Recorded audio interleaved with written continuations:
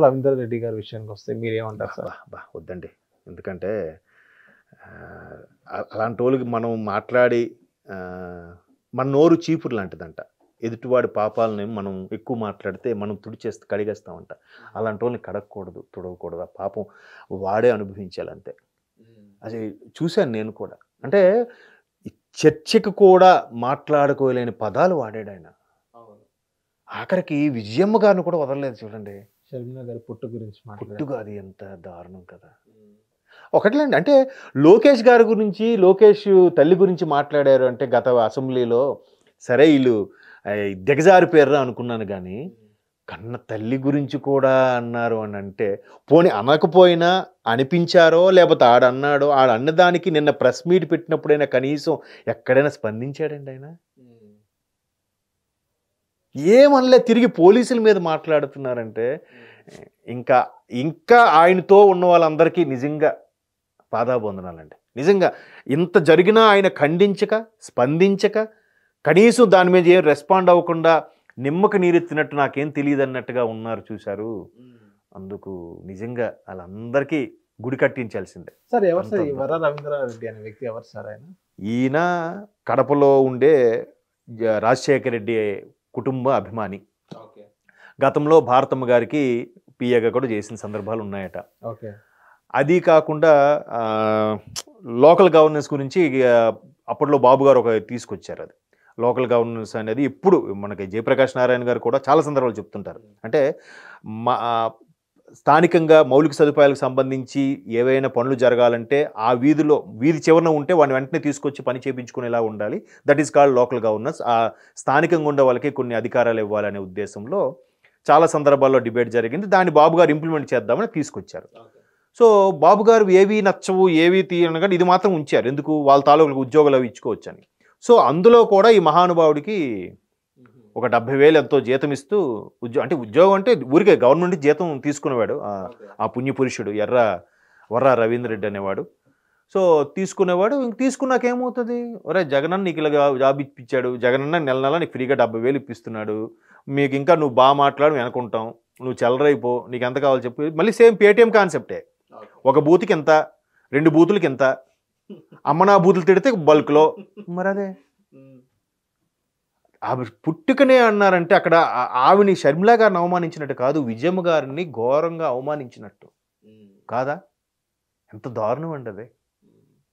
అయినా కూడా స్పందించలేదు చూశారు, మాట్లాడలేదు చూశారు. తిరిగి పోలీసు వాళ్ళు ఒక మాట అంటే కేసు పెడుతున్నారని సమర్థిస్తున్నారు చూశారు. అక్కడ నిజంగా వాళ్ళందరికీ గుడి కట్టించేయాలండి. గుడి కట్టించేసి రోజు అభిషేకాలు చేసుకోవాలి అంటే వాళ్ళతో ఉన్న వాళ్ళు కూడా గుడి కట్టించవచ్చు. ఎందుకంటే రాజకీయాలు కామన్ ఇక్కడ కూడా రాజకీయాల్లో కామన్ అని ఎవడైతే అంటాడో మరి ఇంకా ఆడికి అన్నంకి పెంటకి తేడా తెలియకుండా తింటున్నట్టే లెక్క. సరే ఈ విషయానికి నిన్న షర్మిల గారు కూడా స్పందించడం జరిగింది. ఆ సోషల్ మీడియా ట్వీట్ చూసినట్లయితే చాలా బాధతో అది ట్వీట్ చేసి చదివిన తర్వాత మీకు ఏమని అనిపించింది సార్? ఈవెన్ షర్మిల గారు పాపం జనసేన గారు కానీ, డిప్యూటీ సీఎం పవన్ కళ్యాణ్ గారు కానీ, చంద్రబాబు నాయుడు గారికి కూడా ట్యాగ్ చేశారు. అవును, హ్యాష్ ట్యాగ్ పెట్టారు చూసాను. సో డైరెక్ట్ అకౌంట్కి ట్యాగ్ కూడా పెట్టేశారు. కొంచెం వీళ్ళని చర్యలు తీసుకోండి సార్ అన్నట్టు రిక్వెస్ట్ చేయడం జరిగింది. అది మొత్తం చదివిన తర్వాత మీకు ఏమనిపించింది సార్?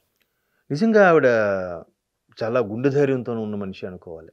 ఎందుకంటే ఒక దివంగత ముఖ్యమంత్రి బిడ్డ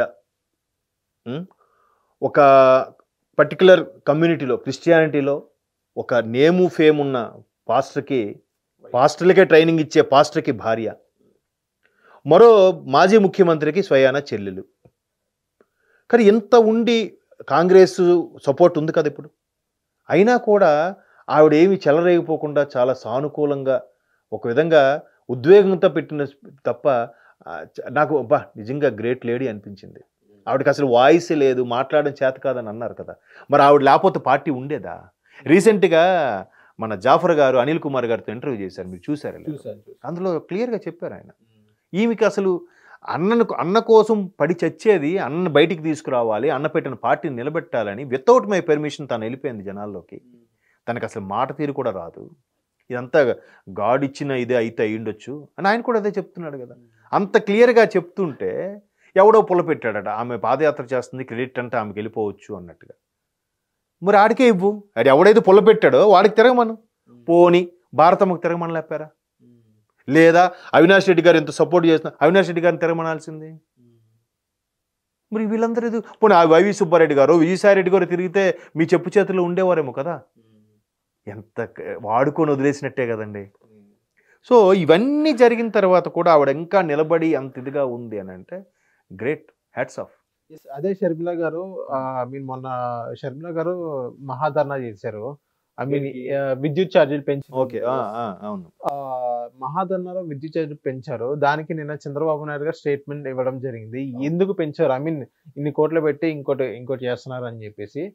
ఎవరు కరెక్ట్ అంటారు? విద్యుత్ ఛార్జీలు పెంచడం తప్ప, లేకపోతే ఎందుకు ధర్నా చేశారని షర్మిల గారు మీరు భావిస్తున్నారు? షర్మిల గారు మొదటి నుంచి కూడా అదే చెప్తున్నారు. అక్కడ ప్రభుత్వం ఎవరిదుంటే, ప్రభుత్వ పెద్దగా ముఖ్యమంత్రిగా ఎవరుంటే వాళ్ళ మీద నేను ప్రతిఘటించి మాట్లాడాలి ఒక కాంగ్రెస్ పార్టీ పిసిసి చీఫ్గా. సో గత ప్రభుత్వం ఉన్నప్పుడు జగన్మోహన్ రెడ్డి గారు ముఖ్యమంత్రి ఉన్నారు కాబట్టి ఆయన్ని విమర్శించింది. ఇప్పుడు చంద్రబాబు నాయుడు గారు ఉన్నారు కాబట్టి చంద్రబాబు నాయుడు గారిని విమర్శిస్తుంది. ఇది కూడా ఆమె ఏం చెప్పింది, నేను ఒక 5-6 నెలలు టైం ఇద్దాం అనుకుంటున్నాను కూటమి ప్రభుత్వంకి. ఆ తర్వాత వాళ్ళు ఇచ్చే పథకాల హామీలు కానీ లేదా మాట నిలబెట్టుకోవడం విషయంలో గాడి తప్పితే కనుక ఖచ్చితంగా ప్రశ్నిస్తానని చెప్పింది. దానికి తగ్గట్టుగానే ఆల్మోస్ట్ 4-5 నెలలు అయ్యాక నిన్న మహాధర్నా అని వాళ్ళు పెట్టుకున్నారు. కానీ అంత ఇదేం లేదు కదా ఇంకా కాంగ్రెస్కి. సో అట్లా అయినప్పుడు ఆవిడకు ఒక్క సీటు లేదు, ఏమీ లేకపోయినా ఆవిడ మాటకు విలువిచ్చో లేదంటే సరే ప్రజలు ఈ విధంగా ఫీల్ అవుతారేమో అని అనుకునో చంద్రబాబు నాయుడు గారు నిన్న అమరావతి పరిధిలో దాన్ని ఏమంటారంటే ట్రాన్స్కోకి సంబంధించి పవర్ని సేవ్ చేసే ఈ ప్రాజెక్ట్ ఏదో పెట్టారు. అవునవును. సో దాన్ని ప్రజలకు అంకితం చేస్తూ ఆయన ఒకటే చెప్పాడు, గత ప్రభుత్వంలో 9 సార్లు పెంచబడింది. ఐడియా ఉందా? అసలు ఉమ్మడి ఆంధ్రప్రదేశ్లో డిస్కముల ద్వారా అడ్జస్ట్మెంట్ చేసి పవర్ని ఆ స్థాయిలో వాడుకోవడము, దానికి ప్రజలకు ఇంకా చేరువయ్యేలాగా డిస్కములు పెట్టి దానికి కేటాయించి జోన్లా డివైడ్ చేసిందే బాబు గారు. అప్పటి వరకు పవర్ అంటే చాలా ఇబ్బందులు ఉండేవి, అవన్నిటి ఒక్కొక్కటి సెజన్ చేసుకుంటూ వస్తున్నాడు ఆయన. సో ఇప్పుడు కూడా దీన్ని మళ్ళీ చెయ్యాలని చెప్పి అది తీసుకొచ్చి ఆ సోలార్ వాటి కూడా ఎక్కువగా ప్యానెల్స్కి ఆర్డర్స్ ఇస్తూ వాటి నుంచి కూడా మళ్ళీ ప్రభుత్వం కొనుక్కునేలా చేసి మళ్ళీ అది ప్రజలకు అందించడానికి ఇవన్నీ ఆల్రెడీ ప్రపోజల్లో ఉన్నాయి, డే బై డే జరుగుతాయి. సో నిన్న అది జాతికి అంకితం చేసినప్పుడు ఆయన ఏం చెప్పాడంటే, ఇట్లా ఉంది, గత ప్రభుత్వం ఇన్నిసార్లు పెంచింది, దానివల్ల సుమారుగా 1,40,000 కోట్ల రూపాయల భారం పడింది. అంటే ఒక యాన్యువల్కి సుమారుగా 32,000 కోట్ల భారం. ఇదంతా ఎవరు కట్టారు? ప్రజలే కట్టారు. ఇదంతా ప్రజల నుంచి తీసుకున్నారు. మళ్ళీ ఏం చేసి హిట్ టీవీ యాప్ ని డౌన్లోడ్ చేసుకోండి. ఇందులో short news, live news, entertainment movies అన్ని అవైలబుల్ గా ఉన్నాయి. Please download hit TV app. Hit TV app ని ఫ్రీగా డౌన్లోడ్ చేసుకోండి.